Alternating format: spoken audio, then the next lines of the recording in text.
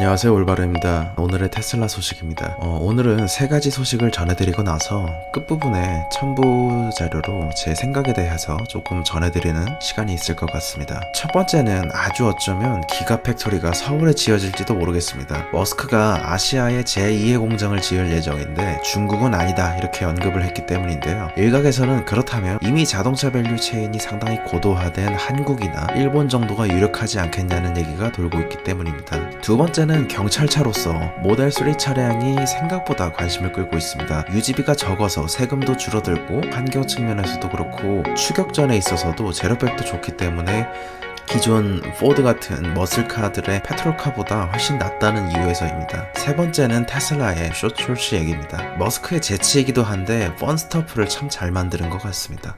첫 번째는 머스크가 중국을 제외한 곳에서 아시아에 제2의 공장을 짓겠다고 말했습니다. 그렇지만 당연히 기가 베를린과 두 번째 공장, 미국 공장 건설을 마치고 가겠다고 했는데요. 일단은 두 번째 미국 공장에 대해서 얘기를 좀 드리겠습니다. 테슬라의 미국 내 새로운 기가팩토리가 어디가 될지 관심이 쏠리고 있습니다. 크게는 텍사스의 어스턴부터 오클라호마의 털사 축약이 되었는데요. 텍사스의 어스턴과 오클라호마의 털사 중에 상대적으로 인지도가 떨어지는 털사는 다양한 방법으로 영업을 하고 있습니다. 특히 주지사나 시장이 직접 나서서 컨택하는 등 다시 뜨겁게 달아오르는 모습입니다. 최근에 오클라호마 주지사가 놓은 트윗을 보니까 머스크와 주지사 및 참모진들이 공장 건설 관련 옵션에 대해서 얘기하고 있는 것을 확인할 수 있었습니다. 1시간 남짓 대화를 했다고 하는데 현장에서 공장이 들어갈 사이트에 대한 계획들을 다 보여주고 공공 인프라로의 접근이나 물이라든지 천연가스에 대한 접근성에 대해서 홍보를 했다고 합니다. 텍사스의 어스틴에 비해서 인지도가 떨어지는 지점을 언급을 하면서 다양한 활동에 실질적으로 나서고 있는 모습입니다. 이는 이 테슬라 입장에서도 어스틴 옵션에 대해서 얘기가 되었지만 나쁠 게 없는 게 저번에도 말씀드렸듯이 머스크는 최대한 고정비가 적고 금융적인 인센티브를 받고 들어가고자 합니다. 그래서 땅을 사거나 이런 데에선 전혀 생각이 없고요. 이를 위해서 훌륭한 레버리지가 필요한 시점이었는데 이 상황에서 오클라호마로 가건 텍사스로 가건 어느 쪽이든 유리한 고지에서 새 판을 짤 수가 있겠죠. 어스틴에서 흘러나온 정보들을 보면 약 6,800만 달러를 텍스 인센티브로 제공하려는 듯 합니다. 이는 이제 하나로 따져보면 약 800억 원쯤 되겠네요. 그리고 아시아의 제2공장에 대한 언급이었는데요. 한 사람이 이제 이렇게 물어봤습니다. 중국의 바깥에서 메가팩토리를 확장할 거냐? 이렇게 말했더니 머스크는 맞다고 했습니다. 그러면 그 다음에는 이제 어디가 될 거냐? 이런 얘기가 나오고 있는데요. 이 부분에 있어서 재팬이나 코리아를 언급하는 부분들이 많이 나오고 있습니다. 실제로 제가 후보지를 아시아에서도 보다 보니까 사람들의 언급하는 게 이해가 가는 게 한국에서의 올 경우 이미 LG화학 간의 협력 체계를 강화하고 있기 때문에 꽤 큰 호재가 될 것 같고요. 일본의 테슬라 관련 밸류 체인으로는 대표적이게 파나소닉이 있겠죠. 이런 부분에 있어서 어쩌면 우리가 기가 서울을 보게 될지도 모르겠습니다. 두 번째 소식은 테슬라의 페트롤 베이클 소식입니다. 일종의 이제 마케팅을 위해서 저는 각 도시들이 시도해보는 건가라고 생각을 했습니다. 그런데 상황을 보고 있자니까 생각보다 말이 되더라고요. 그래서 알려드리려고 합니다. 세금도 절약하고 추격전에도 용이하면서 환경까지 좋은 모습입니다. 마저스빌에서 지금까지 약 1년 전에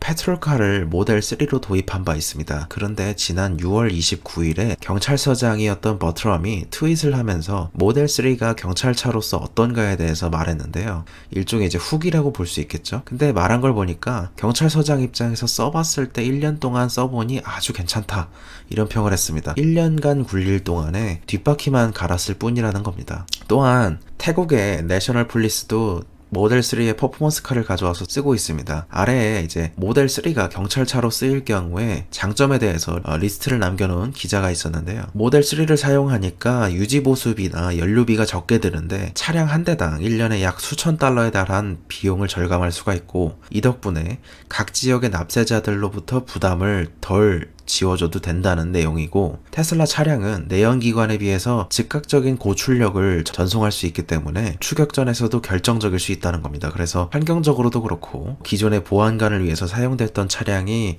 고출력을 위해서 머슬카인 다치 차저나 포드의 머스탱을 썼던 것을 감안하면 이 효과가 생각보다 있을 거라는 겁니다. 그래서 미국 내에서도 프리모트 경찰서나 마저스빌 경찰서, 코네티컷의 웨스트포스트 등에서 쓰이고 있으니까 페트롤 베이클로 받아들이는 이런 곳이 많아짐에 따라서 또 다른 이미지나 여론이 나올 것 같습니다. 그리고 이어서 다양한 분야에서 테슬라가 언급되고 있는 부분에 대해서 가져왔는데요. 이제 첫 번째는 아까 드렸던 아까 말씀드린 털사 시장도 적극적이라고 말씀을 드렸었는데, 이게 이제 털사의 시장 트윗인데요. 그러니까 이 내가 있는 지역에 짓게 되면 사이버 트럭을 폴리스카로 삼을 수도 있겠다, 이런 암시적인 인센티브를 제공한 부분이라서 좀 재밌었습니다. 그리고 요즘에 경찰 문제로 상당히 어쨌든 뜨겁잖아요. 근데 그 입장에서 이것에 대해서 착안했던 사람이 테슬라의 8개 카메라로 하여금 상시 녹화되고 있고 시민에게 확인받을 수 있기 때문에 이 경찰 개혁을 가능하게 할 수 있다, 뭐 이런 소수 의견도 있었습니다. 세 번째 소식은 테슬라가 내놓은 쇼츠에 대한 많은 얘기들이 나오고 있습니다. 이번이 최초인 거는 아닙니다. 이전에도 머스크는 펀스타프를 만드는 걸 좋아했습니다. 일종의 이제 이걸 좋아했다고 해야 될지 펀딩 방식이 대체라고 해야 될지, 어쨌든 팬덤을 관리하는 방법을 잘 아는 사람처럼 느껴졌습니다. 이런 보조 배터리도 팔고요. 뭐 셈이나 모델 3나 S 등의 뭐 이런 아기용품으로도 팔고 미니어처로도 파는 등 참 많은 것을 팔아왔습니다. 그리고 이번에 나온 것이 잘 아시겠지만 테슬라의 쇼츠인데, 이런 이제 쇼츠는 공매도라는 뜻이 있죠. 이제 엄청난 상승세에 맞춰서 공매도로 엄청난 손실을 봤을 숏 트레이더를 비웃는 거죠. 그리고 이 가격이 사실 69.420 것도 밈을 이용한 건데 앞부분은 해석하지 않아도 잘 아실 테고, 420은 대마, 그러니까 위드를 의미하는 겁니다. 뭐 대마를 핀다, 그런 거죠. 또한 이제 420은 테슬라 입장에서는 공매도와도 관련이 있습니다. 예전에 주당 $420의 비상장사로 전환하겠다고 했었다가 미국의 SEC로부터 고소를 당하고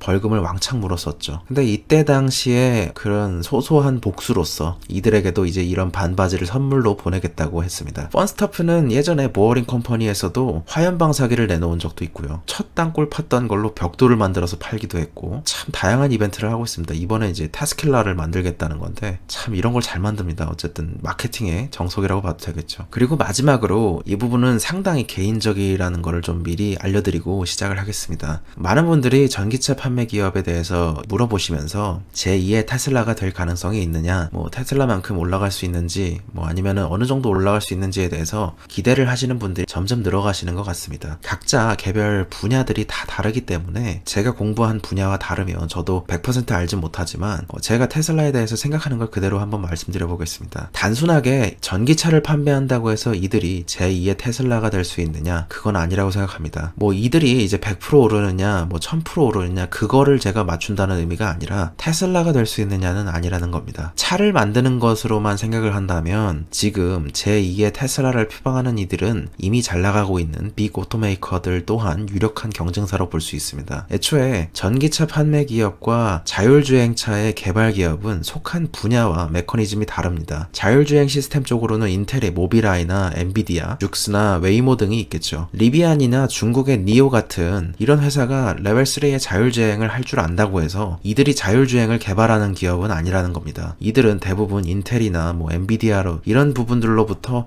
자율주행 칩이나 시스템을 받아서 넣는 수준입니다. 그러므로 이런 자율주행 시스템이 소프트웨어가 고도화되고 데이터가 쌓인다고 해서 그 해당 기업들이 온전히 베네핏을 누릴 수 있다고는 생각하지 않습니다. 그래서 간단하게 두 개의 사진으로 요약하자면 이런 식으로 메커니즘 자체가 다르다는 겁니다. 그런데 테슬라가 자꾸 어딘가에 붙여도 제2의 테슬라가 될 수 있는 이유 중에 하나는 테슬라는 양쪽 다 하고 있습니다. 그래서 전기차를 개발함과 동시에 자율주행 시스템을 개발하는 기업입니다. 테슬라는 자체의 플릿에서 충분히 자율주행을 고도화시킬 수 있고 해당 시스템을 계속해서 개발하면 그 베네핏을 그대로 OTA를 통해 이 유저들한테 업데이트만 해주면 테슬라의 모델의 스펙을 향상시킬 수 있습니다. 이런 식으로 시스템별 차이가 있는데 단순히 이를 전기차를 판다거나 전기 트럭을 판다고 해서 제2의 테슬라가 될 수 있느냐, 자율주행을 한다고 해서 제2의 테슬라가 될 수 있느냐, 그런 거는 아니라는 생각입니다. 그래서 사실 이 부분은 어느 정도 윤곽이 아직 가려지지 않았다고 생각합니다.